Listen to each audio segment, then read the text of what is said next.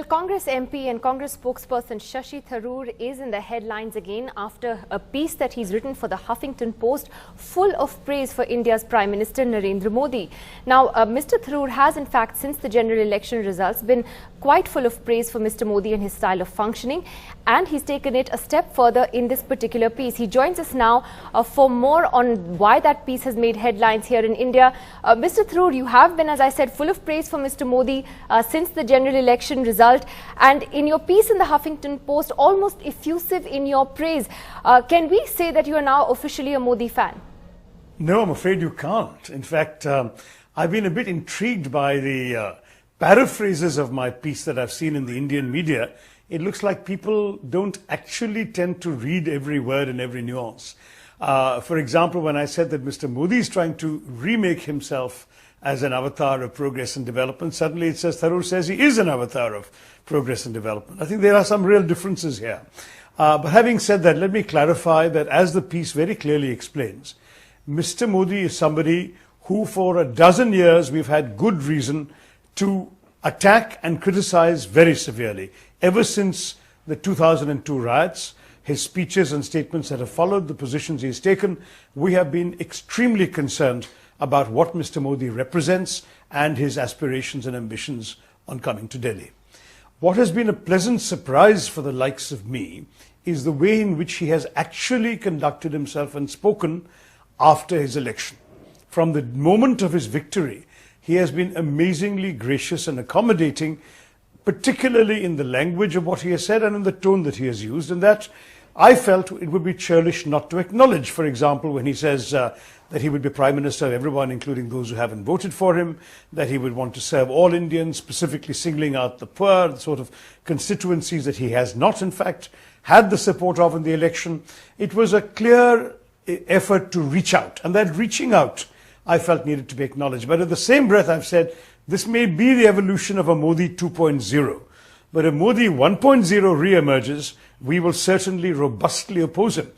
The duty of an opposition, it seems to me, is to stand up for the national interest, not to oppose for the sake of opposing everything that the government says or does. Well, your praise for Mr. Modi has actually been welcomed by many who see it as a politics of reason, but it's also drawn some raised eyebrows from others. Now, is this a new form of conciliatory politics that we're seeing that we're not really used to in this country? How do you address the skeptics?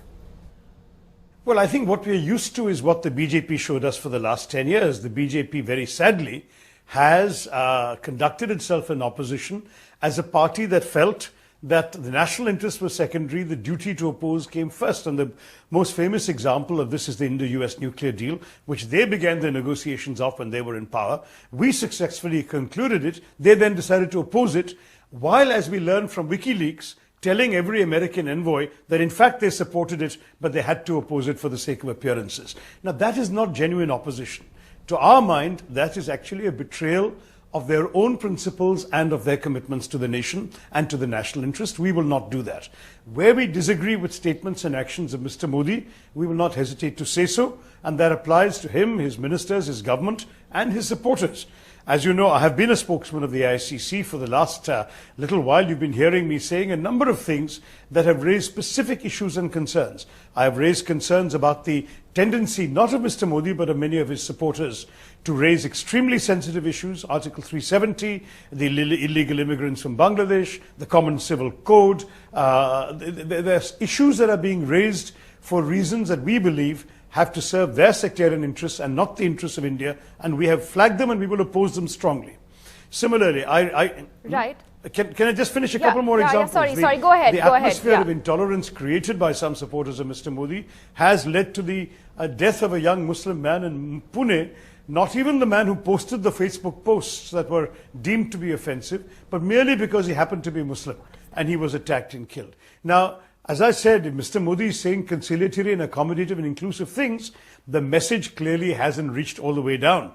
And I think it needs to be done if they're really going to be able to change the atmosphere in this country into the kind of accommodative one that I have been speaking for. Well, in your piece, you actually seemed rather very surprised at Mr. Modi's conciliatory avatar. And, you know, you've had your own history with him as well. Well, as you know, I did have my own history with Mr. Modi, and I didn't start it. I mean, it was a gratuitous insult of my wife that I responded to in kind, I hope in more pleasant language, and thereafter, in any case, I've had issues with Mr. Modi of substance. I've had issues with his Hindutva message. I've had issues with his failure to apologize for the 2002 riots, and I've had issues as a congressman with the entire Modi-led BJP campaign. So naturally, I've spoken against him for many years. I don't take any of that back. I am saying that what I'm reacting to is the Modi we have seen since the 16th of May.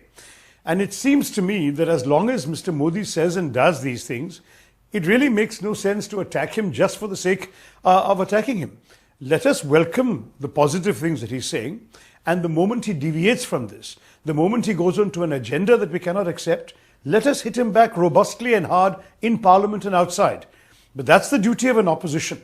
I don't think it can be an uncritical and unconstructive opposition, because then, frankly, we will lose our hold on the affections of the people. At the moment, the people of India have given Mr. Modi a mandate. They want us to give him a chance to do good. So when he's doing good, should we attack him? Or should we actually say, now that you're saying and doing good, we will respect you. The day you go in a different direction, we will hold you to your words of today. But Mr. Tharoor, is your party, the Congress party, okay with this praise of Mr. Modi? Because your innocuous tweets in the past have got you into trouble with the party. So they're okay with this? Well, look, I still haven't been fired as a spokesman, so I'm assuming the party is okay with it.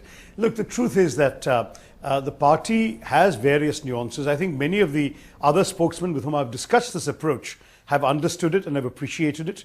I was actually the official briefer for the party yesterday, Thursday, and Wednesday. And on this day, I actually made it a point both to refer to my acknowledgement of Mr. Modi's 2.0 avatar, and at the same time to criticize him when I felt criticism was justified, and including, by the way, making the remark about his direct meetings with secretaries, which has also made the news today. No one seems to see that you can see all of this as one integrated vision. Our public commentary in the media takes things out of isolation, blows them up in order to create controversies and TRPs. But there is actually a coherent strategy at work here, and I'd be grateful if you would see it. So you aren't joining the BJP, are you? Far from it. I think anybody who sees my 20 years of commentary on the nature of India, well before I got into partisan politics, I had a very clear vision of a pluralist India that I was proud to belong to. And I am not persuaded that the majority of the BJP has adopted that kind of vision. I have therefore no reason whatsoever to leave the party that I have contested 2 elections for, that I speak for, that I'm proud of, and that I believe has made a major contribution to the history of India as well as to its future. Now, the Congress Party. You mentioned Mr. Modi's meeting with senior bureaucrats, in fact, and you tweeted on that, saying that after dismantling the empowered group of ministers, has he created disempowered ministers? Now, many ex-bureaucrats and others have welcomed Mr. Modi's move to directly interact with the senior bureaucracy, because they believe that this is going to change the way decisions are made in government completely. Look, bureaucrats would welcome it, and one hopes the results are positive. I do want to stress that I also said that it's Mr. Modi's prerogative. The Prime Minister can meet whomever he wants to. But the point is that if he is going to be doing that, there is a question, a legitimate question that needs to be asked about our cabinet system of government. We have a parliamentary system with a cabinet at the head of it. Each individual minister is supposed to be accountable for the performance of his ministry and collectively for the decisions of the cabinet.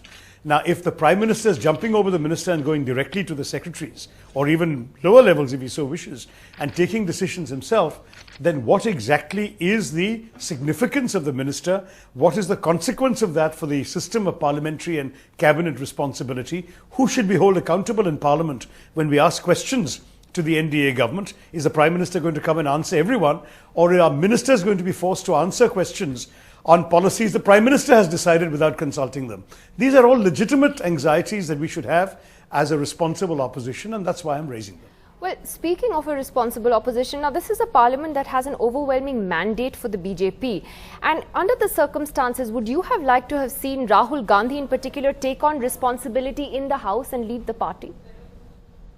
Look, what I would have personally liked, or any other individual MP would have liked, is frankly irrelevant once the decision has been made. We all respect Mr. Kharge and we're looking forward to working with him.